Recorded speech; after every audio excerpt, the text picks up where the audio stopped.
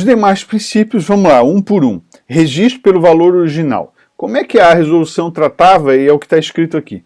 Os componentes do patrimônio devem ser registrados pelos valores originais das transações com o mundo exterior, expressos a valor presente da moeda do país, que serão mantidos na avaliação das variações patrimoniais posteriores, inclusive quando configurarem agregações ou decomposições no interior da entidade. Então eu comprei um veículo por R$100.000, ele está na entidade com um valor contábil de 100 mil. A cada ano eu reconheço que aquele veículo depreciou. Então ele no primeiro ano valia 100, no segundo ano ele continua valendo 100, mas embaixo eu tenho depreciação acumulada do veículo, 10 mil. Então o valor contábil dele na verdade é 90, porque já houve um desgaste pelo uso ou obsolescência do veículo, né? Bom, entendendo que o registro é pelo valor original, é necessário, o registro é pelo valor original, mas é necessário também compreender alguns termos associados a esse registro pelo valor original. Primeiro, custo histórico como base de valor, é esse registro. Segundo, há variações desse registro. O professor acabou de falar uma delas, que é a amortização, que é a depreciação. E há outras que a norma moderna manda o contador observar para que o patrimônio não esteja superavaliado, para que o patrimônio líquido não figure com um valor maior do que o valor de realização. E esses outros aspectos do valor são custo corrente, ou seja, o custo atual de venda dos bens e serviços, valor realizável, ou seja, quanto que aquele ativo realiza de dinheiro de retorno para a empresa, valor presente é o que você aprende em matemática financeira, quanto que aquela dívida ou aquele valor a receber vale hoje, né? Porque você imagina, você tem uma dívida de 200 mil com o banco, para vencer em 20 anos. Se você for lá no banco e falar, eu quero pagar a dívida agora, você não vai pagar 200 mil, você vai ter um desconto. Isto é o valor presente, né? Qual é o desconto? Ah, eu faço por 180 mil, tá aí, 20 mil é o desconto. Então o valor atual, o valor presente é 180, né? Valor justo tem muita relação, é um termo mais genérico, tem relação com valor de mercado, né? Agora é claro que o valor presente de uma dívida é um valor justo. O valor realizável de um bem é um valor justo. O valor corrente de um título, né? Esse valor corrente tem muita relação com o título, investimento em título, né? Comprei título, ações do Banco do Brasil, sei lá, paguei R$30 cada ação, hoje vale 20, perdi um monte de dinheiro. Se a contabilidade deixasse o valor daquele investimento a R$30, ela estaria mostrando para o usuário de informação uma informação errada. E o pior, maximizando o patrimônio líquido, uma coisa que está contra o princípio contábil. Então ele, apesar do registro original ser a R$30 a valoração, o contador é obrigado a lançar uma informação como se fosse uma depreciação, mas só que ele lança ali ajuste a valor de mercado, ou possibilidade de perda, e diminui daqueles 30, né, não sei quantas ações, multiplicado, né, diminui aquele valor, tá? E a atualização monetária, né, hoje em dia não se usa mais no Brasil porque a inflação está muito baixa, mas existia no passado, né, a perspectiva de você atualizar alguns itens do patrimônio. Hoje em dia não existe mais. Bom, esse princípio que existe, mas que foi revogado o CFC, não foi falado naquela casinha que eu mostrei. Princípio da oportunidade. Vamos dar uma lida nele.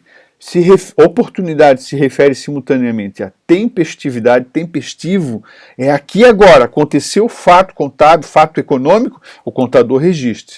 É a tempestividade e a integridade do registro do patrimônio e suas mutações, determinando que esse registro seja feito imediatamente, com a extensão correta, independentemente das causas que as originaram. Desde que tecnicamente estimável, calculável, o registro das variações patrimoniais deve ser feito, mesmo na hipótese de existir razoável certeza de sua ocorrência.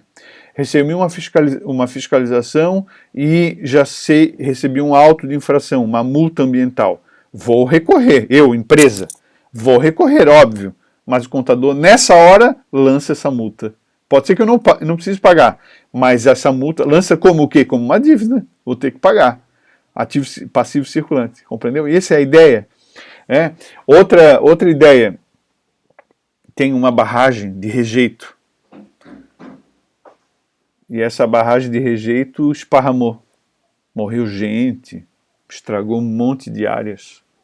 Nessa hora, o contador tem que registrar o quê? Registrar uma provisão para perdas. Vai perder. Não sabe ainda quem entrou na justiça, nada. O contador tem o quê? Elementos. É óbvio que para fazer esse cálculo não é fácil, né? Precisa se cercar de documento para cumprir a objetividade, mas ele precisa fazer esse registro. Senão o usuário da informação vai ter uma informação errada. Então, quando se fala em oportunidade, se fala em tempestividade e integridade. Tudo deve ser registrado e de forma tempestiva, aqui e agora que eu tiver a informação. Competência já é um princípio que nós conhecemos. Este princípio você já estudou quando analisamos os regimes de contabilidade. Caixa ou competência, lembra? Esse princípio da competência é a mesma coisa que o que a teoria chama de realização da receita e confrontação da despesa com essa receita que foi realizada. A receita é realizada, é reconhecida, quando os bens e serviços são transferidos para os compradores. Esse é o fato gerador da receita. Algumas pessoas confundem e acham que o fato gerador da receita da empresa é a emissão da nota fiscal. Está errado. Eu mesmo recebi aqui em casa já uns 2 ou 3 carregamentos de material sem nota fiscal. Aí liguei para a empresa, me manda a nota fiscal. Me mandaram com o documento auxiliar, é bem comum. E muitas vezes, a entrega do produto, há uma entrega do produto e a nota vai depois por e-mail. Quando a gente vai arrumar o carro, é muito comum. Tu vai lá, tu paga, a pessoa te dá um recibo de pagamento e fala assim, a nota fiscal vai pelo e-mail. Então a nota fiscal, embora seja um documento importantíssimo, o contador usa aquilo para fazer o registro contábil, ela não é o fato gerador da receita. O fato gerador da receita é a entrega do bem ou do serviço. E no momento em que se reconhece a receita, associa-se essa receita à despesa que foi consumida para obter-se aquela receita. Então, quando eu fui lá receber o meu carro com serviço feito, várias despesas estão associadas àquele serviço feito. O tempo do pessoal de manutenção, as peças que foram colocadas, os itens que foram usados ali. Essas são as despesas que têm que ser reconhecidas lá pela Santa Fé Veículos. Ok. As receitas e as despesas devem ser incluídas na apuração do resultado no período em que elas ocorrem, sempre simultaneamente quando se correlacionarem, independentemente de recebimento ou de pagamento. Sabemos disso já, Já sabemos disso. Prudência ou conservadorismo, Nós falamos de conservador, agora está escritinho aí o que é o conservadorismo ou prudência. Determina a adoção do menor valor para componentes do ativo e do maior valor para os componentes do passivo, sempre que se apresente alternativas igualmente válidas para quantificação das mutações patrimoniais que alterem o patrimônio líquido. Ter uma postura prudente ou conservadora significa preferir antecipar prejuízo ao invés de antecipar um lucro. Porque, na incerteza, você não pode oferecer ao usuário da informação uma ilusão, um erro superavaliado. O cara acha que está bom e depois está ruim. Você vai oferecer uma informação ao contrário. O cara lê, está ruim, e depois aparece que está bom. Isso não é comum, isso é apenas uma orientação, e ele afeta determinados lançamentos que o contador faz, coisas bem pequenas. Qual é a previsão de... Né, nós estamos num cenário de pandemia, um problema, muita gente perdendo emprego e tal. A empresa tem muitos haveres, né? Vamos imaginar lá um Queires da vida, uma empresa que tem muitos haveres, muitas contas a receber, carnê, tudo. E aí ela previa sempre um índice de crédito de liquidação duvidosa de 2%, resolveu aumentar para 4%. Né?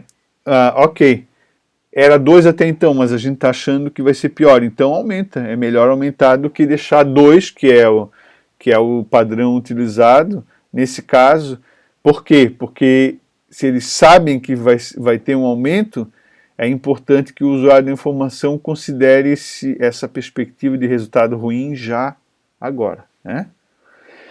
Ok, pessoal, aqui nós temos um registro lá no livro também sobre quem são os usuários da informação contábil.